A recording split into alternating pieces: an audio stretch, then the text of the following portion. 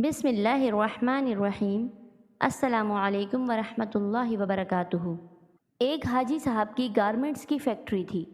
حاجی صاحب صبح صبح اٹھ کر فیکٹری چلے جاتے اور رات گئے تک کام کرتے تھے۔ ایک دن وہ فیکٹری پہنچے تو انہوں نے دیکھا کہ ایک درمیانے قد کا کتا گھسٹ گھسٹ کر ان کے گودام میں داخل ہو رہا ہے۔ حاجی صاحب نے غور کیا تو پتہ چلا کہ کتا شدید زخمی ہے۔ شاید وہ کسی گاڑی کے نیچے آ گیا تھا، جس کے باعث اس کی 3 ٹانگیں ٹوٹ گئی تھیں اور وہ صرف ایک ٹانگ کے ذریعے اپنے جسم کو گھسیٹ کر ان کے گودام تک پہنچا تھا۔ حاجی صاحب کو کتے پر بڑا رحم آیا۔ انہوں نے سوچا وہ کتے کو جانوروں کے کسی ڈاکٹر کے پاس لے جاتے ہیں، اس کا علاج کراتے ہیں، اور جب کتا ٹھیک ہو جائے گا تو وہ اسے گلی میں چھوڑ دیں گے۔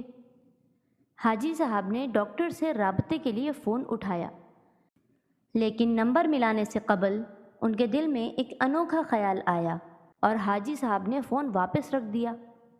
حاجی صاحب نے سوچا یہ کہ کتا شدید زخمی ہے، اس کی 3 ٹانگیں ٹوٹ چکی ہیں، اس کا جبڑا زخمی ہے اور پیٹ پر بھی چوٹ کا نشان ہے۔ چنانچہ کتا روزی روٹی کا بندوبست نہیں کر سکتا۔ حاجی صاحب نے سوچا اب دیکھنا یہ ہے کہ قدرت اس کتے کی خوراک کا بندوبست کیسے کرتی ہے۔ حاجی صاحب نے مشاہدے کا فیصلہ کیا اور چپ چاپ بیٹھ گئے۔ وہ کتا سارا دن گودام میں بے ہوش پڑا رہا۔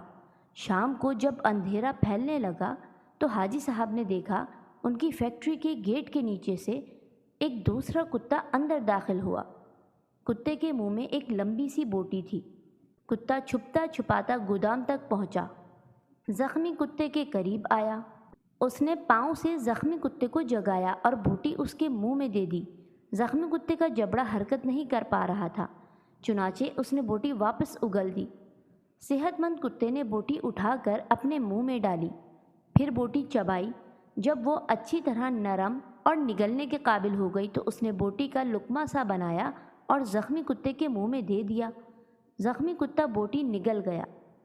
اس کے بعد وہ کتا گودام سے باہر آیا اور اس نے پانی کے حوض میں اپنی دم گیلی کی، واپس گیا اور دم زخمی کتے کے منہ میں دے دی۔ اس طرح زخمی کتے کی پیاس بجھی اور صحت مند کتا یہ سب کرنے کے بعد بڑے اطمینان کے ساتھ واپس چلا گیا۔ حاجی صاحب مسکرا پڑے۔ اس کے بعد یہ کھیل روزانہ ہونے لگا۔ روز کتا آتا اور زخمی کتے کو بوٹی کھلاتا، پانی پلاتا اور چلا جاتا۔ حاجی صاحب کئی دنوں تک یہ کھیل دیکھتے رہے۔ ایک دن حاجی صاحب نے اپنے آپ سے پوچھا، وہ قدرت جو اس زخمی کتے کو رزق فراہم کر رہی ہے، کیا وہ مجھے 2 وقت کی روٹی نہیں دے گی؟ سوال بہت دلچسپ تھا۔ حاجی صاحب رات گئے تک اس سوال کا جواب تلاش کرتے رہے، یہاں تک کہ وہ توکل کی حقیقت بھانپ گئے۔ انہوں نے فیکٹری اپنے بھائی کے حوالے کی اور تارک الدنیا ہو گئے۔ وہ مہینے میں 30 دن روزے رکھتے اور صبح صادق سے اگلی صبح کاذب تک رکوع و سجود میں مشغول رہتے۔ وہ برسوں اللہ رب العزت کے دربار میں کھڑے رہے۔ اس عرصے میں اللہ رب العالمین انہیں رزق بھی دیتا رہا اور ان کی دعاؤں کو قبولیت بھی، یہاں تک کہ وہ صوفی بابا کے نام سے مشہور ہو گئے اور لوگ ان کی پاؤں کی خاک کا تعویذ بنا کر گلے میں ڈالنے لگے۔ لیکن پھر ایک دوسرا واقعہ پیش آیا اور صوفی بابا دوبارہ حاجی صاحب ہو گئے۔ یہ سردیوں کی ایک نیم گرم دوپہر تھی۔ صوفی بابا کی بیٹھک میں درجنوں عقیدت مند بیٹھے تھے۔ صوفی بابا ان کے ساتھ روحانیت کے رموز پر بات چیت کر رہے تھے۔ باتوں ہی باتوں میں صوفی بابا نے کتے کا قصہ چھیڑ دیا اور اس قصے کے آخر میں حاضرین کو بتایا کہ رزق انسان کا ہمیشہ پیچھا کرتا ہے، لیکن ہم بے وقوف انسانوں نے رزق کا پیچھا کرنا شروع کر دیا۔ اگر انسان کا توکل زندہ ہو تو رزق انسان تک ضرور پہنچتا ہے، بالکل اس کتے کی طرح جو زخمی ہوا تو دوسرا کتا اس کے حصے کا رزق لے کر اس کے پاس آتا رہا۔ میں نے اس زخمی کتے سے توکل سیکھا ہے۔ میں نے دنیا داری ترک کی اور اللہ رب العزت کی راہ میں نکل آیا، اور آج اسی راہ میں آنے کا انعام ہے کہ میں آپ لوگوں کے درمیان بیٹھا ہوں۔ ان 30 برسوں میں کوئی ایسا دن نہیں گزرا جب میں بھوکا خالی پیٹ سویا ہوں۔ میں ہمیشہ اس زخمی کتے کا شکریہ ادا کرتا ہوں جس نے مجھے اتنا اچھا توکل کا سبق سکھایا۔